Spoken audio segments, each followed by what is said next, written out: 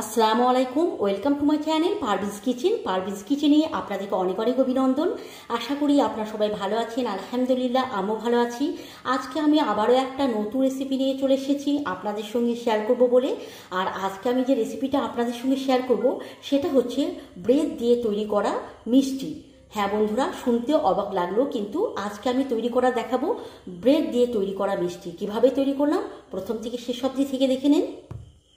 যে মিষ্টিটা আমি আজকে তৈরি করে দেখাবো তার জন্য প্রথমে আমি তৈরি করে নেব পুর। ওর জন্য আমি এখানে নিয়ে নিয়েছি ছানা। হাত দিয়ে ছানা খুব ভালো করে আমি চটকে নেব এবং আমি পুর তৈরি করে নেব। খুব সুন্দর করে চটকে নিয়েছি। পুরটাকে তৈরি করার জন্যে আমি কড়াই বসিয়ে দিয়েছি। এখানে আমি ছানা দিয়ে দেবো।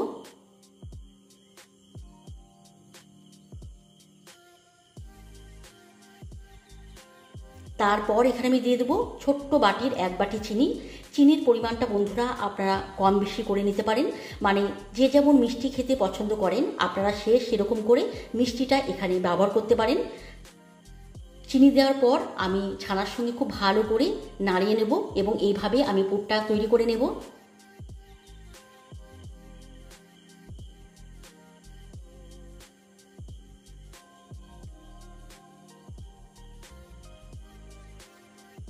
চিনির সঙ্গে আমি ছানা খুব ভালো করে মিশিয়ে নিয়েছি আর পুরটা কিন্তু তৈরি হয়ে গেছে। এই স্বাদটাকে একটু বাড়াবার জন্য আমি এখানে দিয়ে দিলাম 1 স্পুন ঘি এবং ছানার সঙ্গে আমি আবারও খুব সুন্দর করে ঘিটা মিশিয়ে নেব। ঘি ছানার সঙ্গে খুব ভালো করে মিশিয়ে নিয়েছি আর এটা কিন্তু তৈরি হয়ে গেছে। ঠান্ডা করার জন্য আমি সাইডে রেখে দেবো। আর আমি এখানে নিয়ে নেব দুধ। এখানে কিন্তু আমি 500 ml দুধ নিয়েছি। এটা ঘন করে আমি জাল করে নেব। দুধ ঘন করে আমি জাল করে নিয়েছি এবং ঠান্ডা করার জন্য আমি সাইডে রেখে দিয়েছি। এখন আমি নিয়ে নিলাম ব্রেড। ব্রেডের এই 4-5টা শক্ত অংশটা আমি এইভাবে কেটে নেব। সব ব্রেডগুলো কিন্তু আমি 4-5টা কেটে বের করে দিয়েছি, সাইডে রেখে দেবো। এখান থেকে আমি একটা ব্রেড নিয়ে নেব এবং আমি কি করব, একটা বেলুনের সাহায্যে এটাকে একটু বেলে নেব, মানে একটু পাতলা করে নেব। আপনারা দেখলেই বুঝতে পারবেন কিভাবে এটাকে আমি তৈরি করে নিলাম। এইভাবে কিন্তু সবগুলো আমি তৈরি করে নিলাম। দেখুন, এগুলো আমি আবারও সাইডে রেখে দেবো এবং এখান থেকে কিন্তু আমি একটা ব্রেড নিয়ে নেব এবং যে পুরটা আমি ছানা তৈরি করে রেখেছিলাম এই মিডির অংশে আমি দিয়ে দেবো। ছানার পুরটা মিডিল অংশে দিয়ে দিলাম। এইভাবে আমি ফোল্ড করে নিলাম। এইভাবে সবগুলো তৈরি করে আমি নিয়ে নিলাম একটা সার্ভিং বোল। এইভাবে ঠিক একে একে আমি ব্রেডগুলো দিয়ে দেবো, ঠিক এইভাবে যেভাবে আপনারা দেখতে পাচ্ছেন। তারপর এই ব্রেডের ওপরে আমি দিয়ে দেবো ঘন করে জাল করা দুধ। ঠিক এইভাবে আমি 4-5টা দিয়ে দেবো।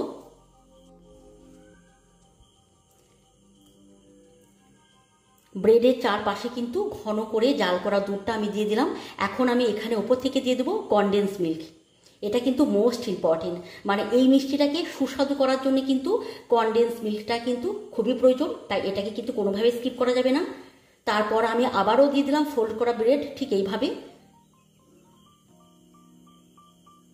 তারপর এই ব্রেডের উপরে আমি আবারও দিয়ে দেবো ঘন করে জাল করা দুধ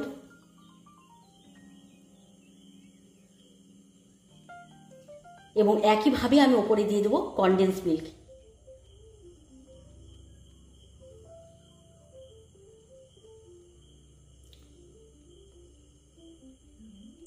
সর্বশেষে আমি দিয়ে দেবো কিছুটা কাজু, একদম ছোট্ট ছোট্ট করে আমি কেটে রেখেছিলাম। দেখতে সুন্দরের জন্য আমি ওপর থেকে ঠিক এইভাবে আমি ছড়িয়ে দেব। এটা দেখতেও সুন্দর লাগে আর খেতেও কিন্তু অনেক ভালো লাগে, তাই কাজুটা কিন্তু অবশ্যই আপনারা দেবেন। এইভাবে কিন্তু দিয়ে আমি আজকে মিষ্টিটা আমি তৈরি করে নিলাম। দেখুন বন্ধুরা, কত ইজিভাবে, কত সহজ পদ্ধতিতে এবং খুব সহজভাবে আজকে আমার মিষ্টিটা তৈরি হয়ে গেল। তাহলে আপনারাও কিন্তু এইভাবে এই মিষ্টি বাড়িতে তৈরি করুন। আর সত্যি বলছি বন্ধুরা, এই মিষ্টি একবার যদি আপনারা তৈরি করে খান তাহলে কিন্তু বারবার খাওয়ার চেষ্টা করবেন। এতটাই সুস্বাদু আর এতটাই লোভনীয়। আর সব থেকে বড় বিষয় হচ্ছে খুব কম উপকরণ দিয়ে এবং ঘরে থাকা জাস্ট কয়েকটা উপকরণ দিয়ে যদি এইভাবে এত লোভনীয় একটা মিষ্টি বাড়িতে বসেই তৈরি করা হয় তাহলে তো বন্ধুরা ব্যাপারটাই আলাদা। তো আপনারা এইভাবে তৈরি করুন আর কেমন হয়েছে আমাকে কমেন্ট করে জানান। আর আজকের মিষ্টি রেসিপি যদি আপনাদেরকে ভালো লাগে তাহলে লাইক কমেন্ট অবশ্যই করবেন আর আমার চ্যানেলটাকে সাবস্ক্রাইব করে দেবেন। আজকের মতো আসি, আবার অন্য কোনো দিন অন্য কোনো নতুন রেসিপির সঙ্গে আপনাদের সঙ্গে সাক্ষাৎ হবে। ভালো থাকবেন, সুস্থ থাকবেন, খোদা হাফেজ।